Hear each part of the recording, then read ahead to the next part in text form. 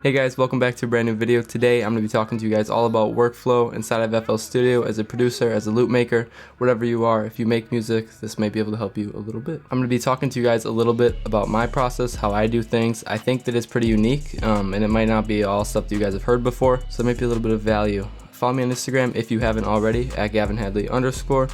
If you want to work with me, just ask. I want to work with people all the time. Like, stuff is fun, music is fun, collaboratively.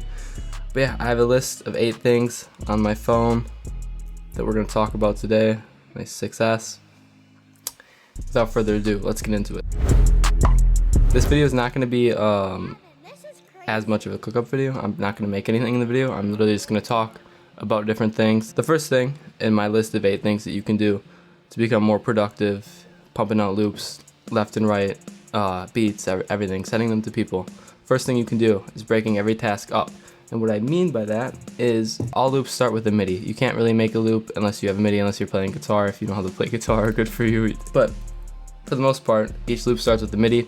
For me, what I do is spend an entire day making MIDIs, just like piano MIDIs, guitar MIDIs, like bell MIDIs, virtual MIDIs. I break them up into different categories and I just make a bunch. So like today I made 17.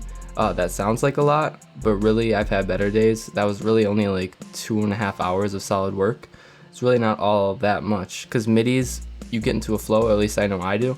I get into a flow when I start making them, and all of a sudden I look over, I have like 5 done. So you spend an entire day making MIDIs, right? And then the next day you go in, or you wait 2 days or whatever, and boom, you have all these MIDIs that are ready to be made into loops. And by doing this, you can spend more time focusing on different things. So like, I know for me as a producer, I know my ear gets burnt out relatively quickly. I can't make melodies for like an entire day, because then the next day I'm just gonna feel terrible and like burnt out.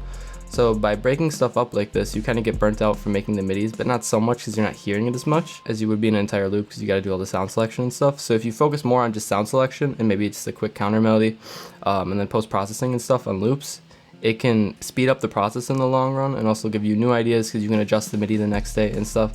Just allows you to do so much more things and focus on things in particular, and it speeds up the process overall, even though it might not sound like it. The next thing I have on my list, number 2, is collaboration. So collaboration is one of the most important aspects of being a music producer. Collaboration can go so far. For me as a producer, I make loops primarily. I send those to other producers, and without collaboration, what I would do wouldn't really have much of a point, because I don't do drums that much anymore. I forgot to mention this, but if you have MIDIs and stuff, you can also send those out to other producers and they can do the other steps for you if they want to do that. That's definitely a really cool way to collaborate, because they can get out different ideas that you don't have. So sending to artists, the best way, I think, since I'm talking about workflow, I think the best way to send stuff to people is either through Dropbox or Google Drive. WeTransfer is fine, but it's kind of a little clunky with the link.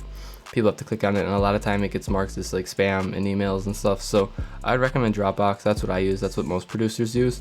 Dropbox is just super easy way to send people stuff.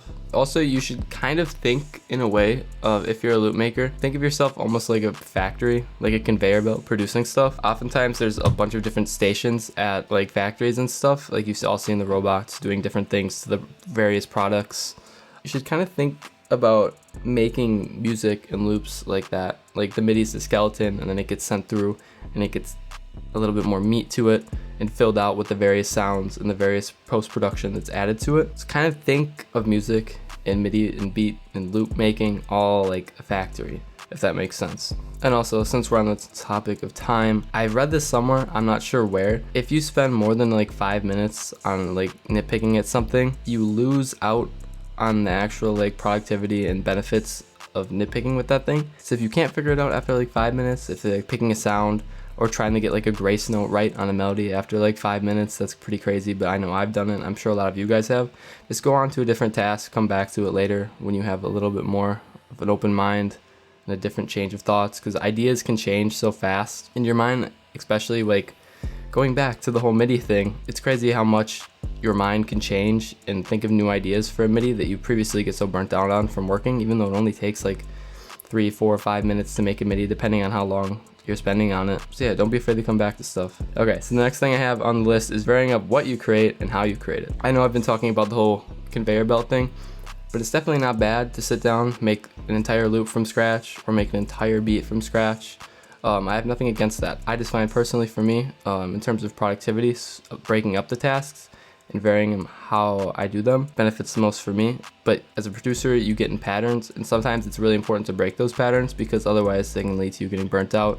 I know my big thing with YouTube is like the reason you see me take these big times off. Like I barely posted in May, and then also like the entire existence of my channel has been built on me coming back, making videos for a week, leaving, and then coming back like 3 months later. I get very burnt out doing stuff like this, so it's really important to just vary up everything that you're doing as a person, or as a creative in general.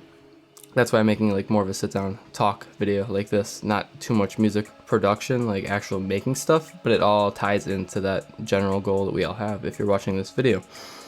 So yeah, you can just make a loop from scratch, make anything from scratch, make something backwards, like do the drums first, anything. Just be creative, do random stuff. If you have a MIDI keyboard, get a MIDI keyboard, please.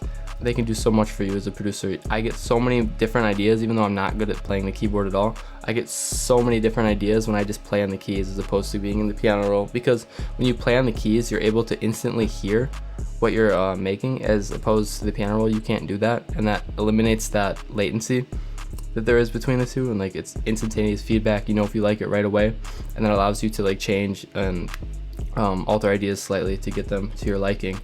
I sound a lot smarter than I am.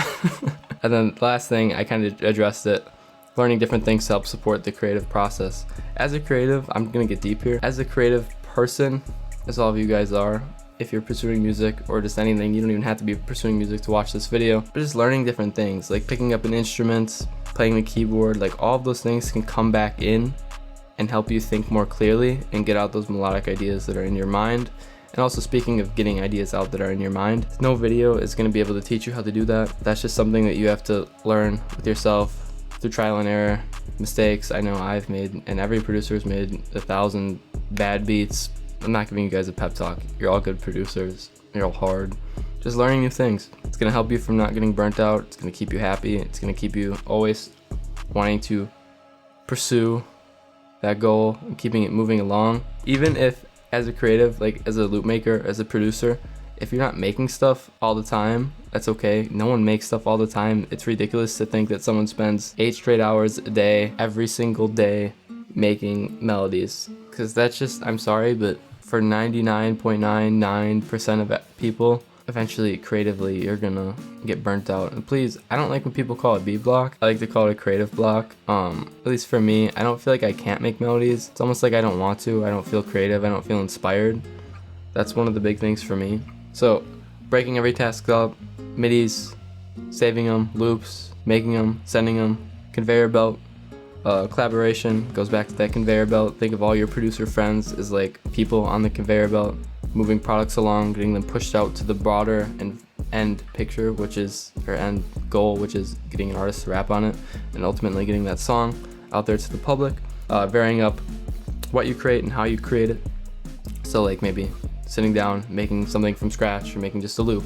Because I know I definitely have days where I just make loops. Like tomorrow's a loop making day. I'm gonna use a lot of the MIDIs I made today, but I'm also gonna go ahead and make some stuff from scratch just so I don't get burnt out from just making the same thing over and over. Are you doing the same process over and over with the MIDIs rather?